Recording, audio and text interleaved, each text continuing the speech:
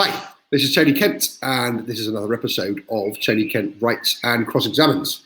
And the person today who we'll be speaking to is somebody who actually knows a little bit about cross-examination, because Steve Cavanagh, as well as being a worldwide best-selling author of the Eddie Flynn series, is also a former trial lawyer, which you might think has probably come and permeated the book somewhat, but I'm sure we'll find out about as we go. So, Steve, how are you doing? Yeah, I'm good. Locked up. So yeah, we're okay. What about you guys? All right? Much the same as yourself. I think we're all trapped in one place, itching to get out. I think we're like a bunch of Jack Russells, kind of scraping at the door at the moment, hoping to go and be able to do something that doesn't involve just sitting in the kitchen. Yes, that's true. We're all in that boat, but we're all okay. So we're all good. Can't complain. Well, I've been speaking to a lot of writers recently, to give me something to do, I think. And the one comment that seems to be pretty common from everybody is that, unlike the rest of the world, this isn't that different to what we do every day anyway, is it? No. I mean, yeah, I'm at my desk at home working now because I'm a full-time writer now, so it's not that hugely different. I want to take the kids to school, which is a good thing. So that sort of journey is out of my day, but sometimes I like to take them to school, just drop them off there for a few hours, let them run around the playground, and then bring them back, get a bit of peace in the house. But unfortunately, you can't do that. Social services come take you away if you do that. Yeah, the playgrounds are all closed, aren't they? It's the problem. Well, they seem to be closed. Although I was driving, we drove through an airfield yesterday. My son's obsessed with airplanes, absolutely obsessed, and we live near a small airfield, but they keep got helicopters. And as we were driving in there, we went past some parks and so. And I'm fairly sure that as a result, probably of the last sort of few days of controversy about Dominic Cummings, in England, the lockdown seems to have ended. It doesn't seem to be happening anymore. Everyone is. It's like it used to be. It's shocking, wow. Really. So that's gone well. Yes. But anyway, let's not get depressed about things like that. Let's stick to books. So Eddie Flynn, yeah. Lawyer and former con man. I think the obvious question when I'm speaking to the former lawyer is, how much of him is you? There's a wee bit of him that's me. He's Irish American, so he has that connection to me. He kind of thinks the same way as me, same kind of cross-examination style. We would, when I was learning advocacy, I've done a number of advocacy advanced advocacy course with Americans through NETA. We kind of have the same style, which can kind of go some ways. Sometimes it goes well. It's a little bit cute. Sometimes it's too cute, depending on what judge it is. So I do have to adjust my style for that. But we are fairly similar. But he's better looking and has more hair. But apart from that, we're quite similar. But whenever I'm asked about Michael Devlin, I think I say exactly the same thing. He's slimmer, he's better looking, and he's much better at his job. Yes, that's true. Much better. No, it's interesting. Obviously, we both write independently of one another completely. We didn't know each other when we wrote our first books. We both write about lawyers with a bit of a dodgy past. In my case, Michael Devlin comes from a family of villains. In yours, Eddie is a former con man. Yeah. And where did that come from? It sort of hit me one day that really good trial lawyers have all the exact same skills as con artists, good con artists. They all use all the same techniques: distraction, persuasion, misdirection, manipulation. And that's of witnesses and juries. So it seemed that no one had made that connection before in fiction. And I thought, well, that's something that I could do. So his past sort of feeds into what he does. And it seems to, I wanted to show people this is how this really kind of works, because, people watch A Few Good Men and stuff, that scene with Tom Cruise and Jack Nicholson. You can't handle the truth. And I sort of think if you did that in a real court, you would be laughed out of the building, So I wanted to show people this is actually how it really works out. It's much more interesting and complex. And here's how it's done. Well, I think when I first started, I did my first trial. I think I was 22 years old. And thank God I started off in a magistrate's court, because I pretty much based my entire advocacy style on that film. Really? over the years, I would like to think I've refined it. but there are different styles and techniques. You see, this is a good thing to talk about. Is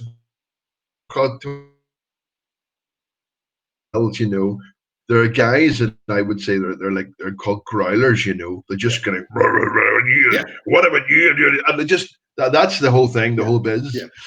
Everyone has their own side. There's a guy, a barrister, who sort of, we would cross-examine over his shoulder. He would put his back to the witness and the judge and Yeah. just Talk sort to of the go, jury. you never did that at all, did you? And he'd go, making all these faces to his clients who are sitting, and that was his whole style, his whole thing. So there's many different ways for it to be done, and they're all fascinating. And some of them work brilliantly well, some of them don't at all. They're very loose, conversational cross-examiners, and that's always very scary. It's a real tightrope. But it depends on your witness and what you want to do, and how, and the judge as well. I think you do have to adjust things for the judge. It's a real skill. I'm not bad at it. I'm a better speech maker than I am a cross-examiner. I kind of base my performance around building up to the speech.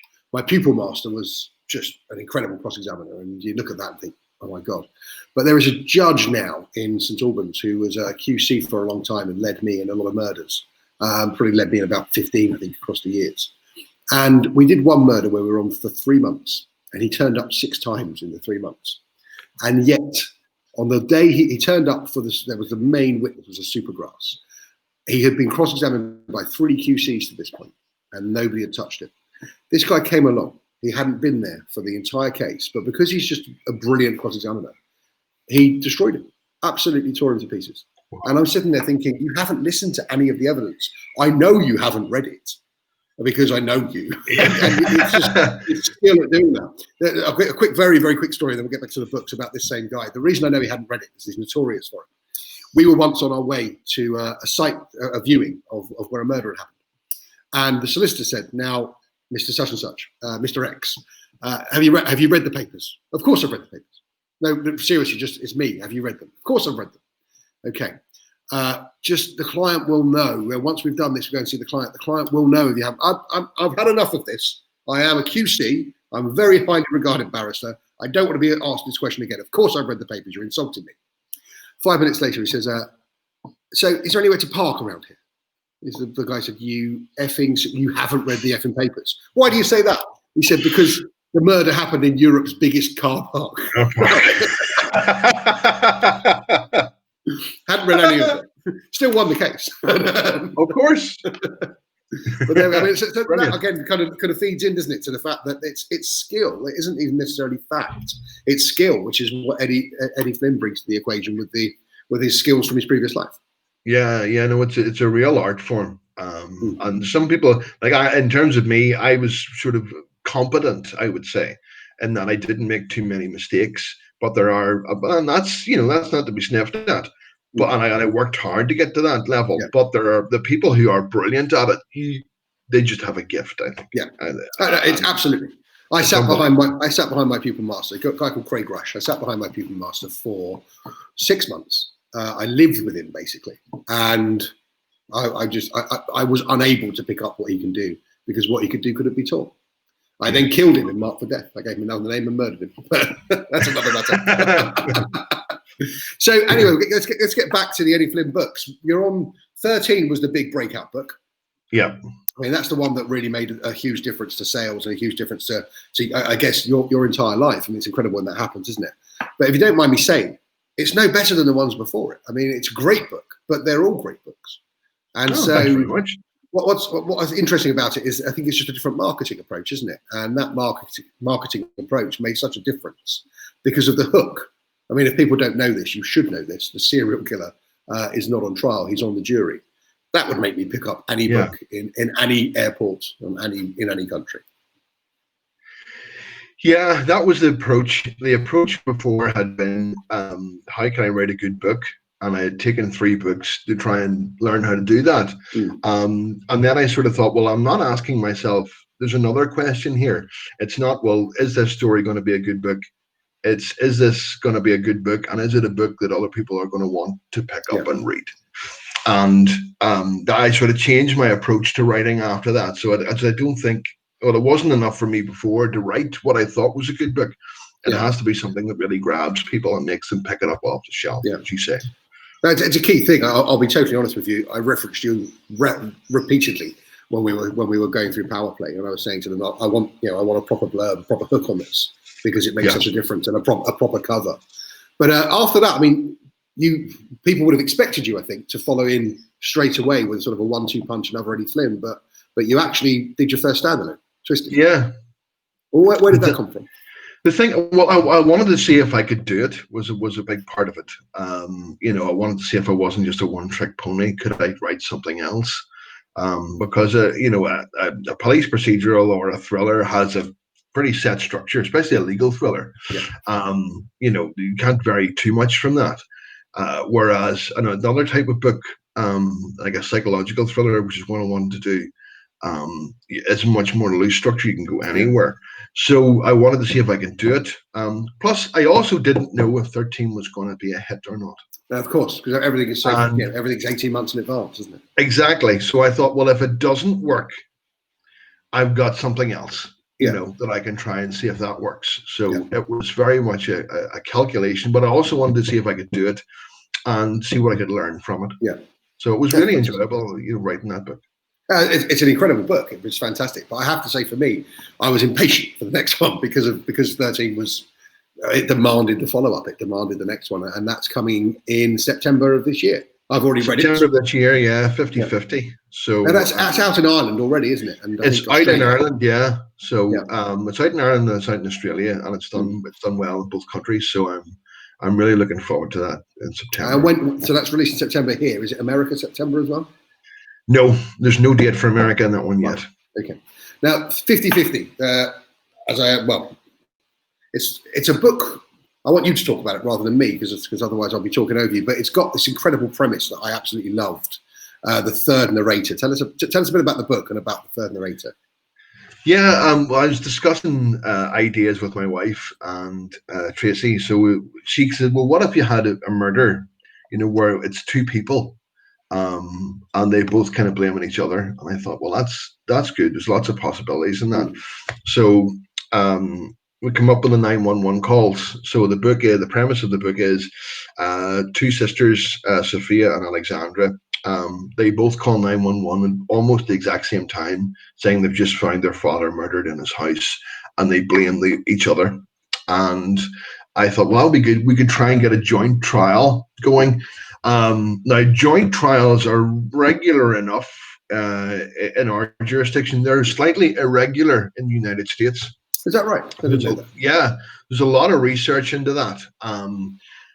Because you have this absolute right to silence, it can be very tricky to get it. But there is a way for it to be done. So I researched exactly how it can be done, and it has done before, but it's slightly rare.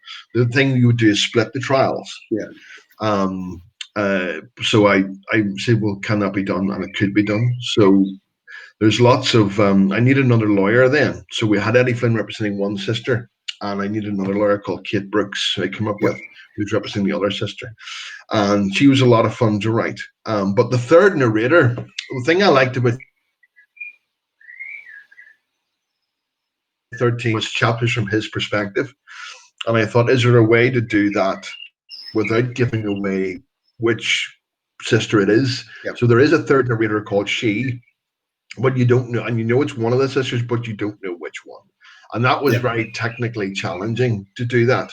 But I thought if I could make that work, that gives it was a lot of opportunity for playing around in that, and playing with the reader's head and doing that.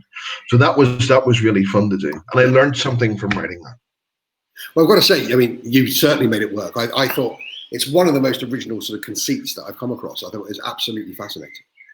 Oh, thanks very much. It was fun to do, difficult to do.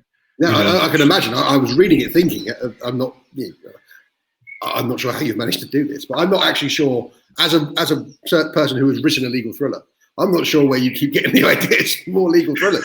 I have Mrs. Kavanagh, who's full of ideas. Yes, I know. God, she is full of ideas, isn't she? Steve, I've just looked at the clock, and we're fast approaching 15 minutes. So I feel like I've unusually managed to look at the clock with enough time to say a proper goodbye. So thank you very much. Thank you very much for coming on. I mean, it's great to have you. It's great to talk about the books. It's great to talk about cross-examination with someone else who's done it as well. Hopefully people will be interested in that. Good luck with 50-50. Again, it's out on the 3rd of September, and you can order it now. Steve, thanks a lot and take care. Thanks very much, Tony. All the best.